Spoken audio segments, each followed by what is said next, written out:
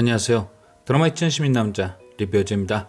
드디어 밝혀진 진도준의 정체로 인한 진양철과의 한판 승부. 과연 진도준의 정체를 알게 된 진양철의 반응이 어떨까 궁금해서 커뮤니티를 통한 투표를 진행했더니 역시나 다양한 반응들이 골고루 등장했네요. 그만큼 드라마에 대한 관심도가 높다는 뜻과 여러분도 진도준의 정체가 밝혀진 6회 이후의 얘기가 궁금하시단 거겠죠. 하지만 저는 6회 이후의 얘기도 궁금했지만 이 모든 일의 시작, 과연 현우는 누가 죽였을까에 대한 궁금증도 커졌습니다. 그래서 꼼꼼히 1회부터 6회까지 훑어보니 한 가지 묘한 상황에서 묘한 예상이 떠올랐습니다. 그래서 오늘 리뷰는 오롯이 아재의 머릿속에서 나온 뇌피셜로 현우가 진도준이 되게 만든 사람에 대해 살펴보겠습니다. 드라마를 1회부터 6회까지 천천히 복귀하다 보니 진양철의 카리스마에 가려져 전혀 보이지 않던 한 모질이가 눈에 들어왔습니다. 이름하여 순양그룹의 장손 진성준. 진성준이 중요한 이유는 현우의 죽음부터 어쩌면 진짜 진도준의 죽음까지 모든 상황의 중심에 그가 있기 때문입니다. 그러니까 진성준을 따라가다 보면 진도준과 현우의 죽음까지 하나의 이야기가 완성되는 거죠. 일단 진도준이 20살이 된 후 전혀 등장하지 않았다가 지난 5회 유학길에서 돌아오며 재등장한 진성준. 본격적으로 그의 활동이 시작한 6회는 제 생각에 진성준의 본질을 설명해주는 회차가 아니었나 합니다. 바로 그가 어떤 인간인지 정확하게 보여준 거죠. 처음 모현민과 만난 공항시내에서의 모습은 아주 짧게 그의 유학생활을 설명했습니다. 바로 모현민이 들고 온 사진과 그녀의 행동으로 말이죠. 모현민은 진성준에게 자신이 현송일보의 딸이고 현재 집안 어르신들끼리 혼담이 오가는 중이라 전했습니다. 당연히 진성준은 순양의 후계자로서 벌써부터 모현민이 자신에게 잘 보이려 나왔다 생각했지만 그녀의 의중은 정반대였죠.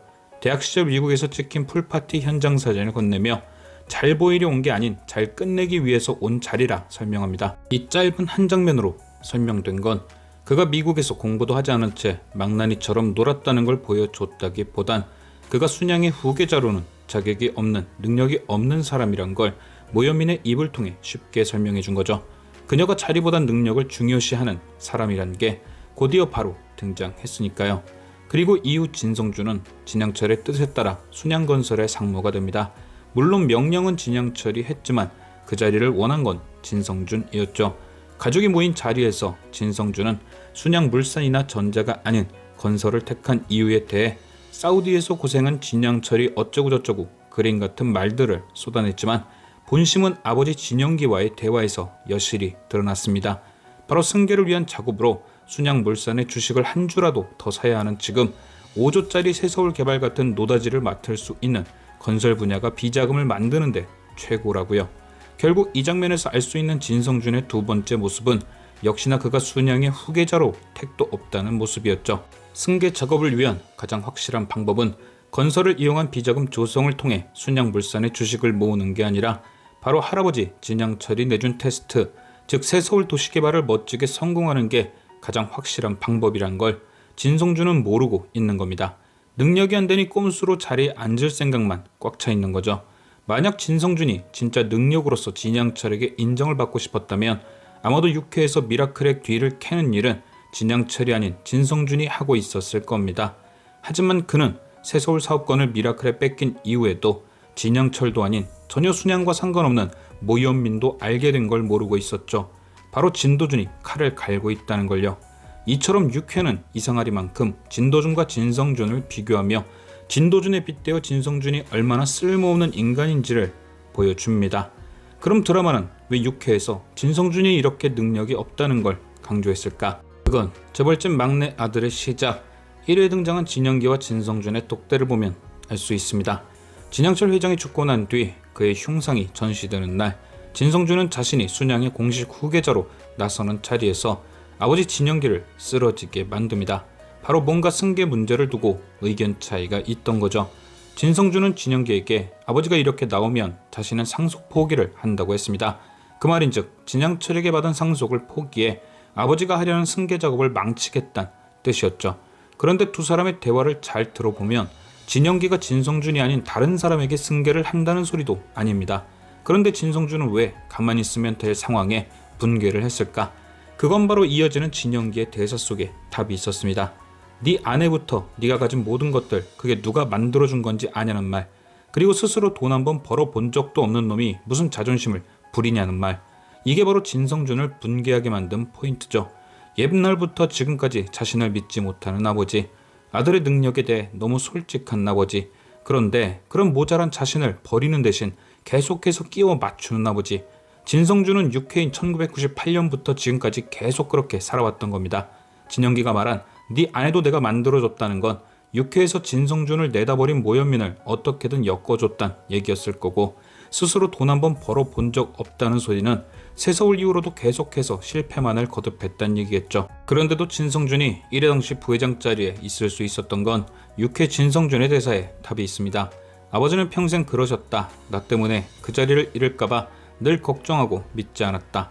결국 6회 이후 진성준의 실패를 진영기가 어떻게든 무마하며 그 자리까지 올려놓은 거겠죠.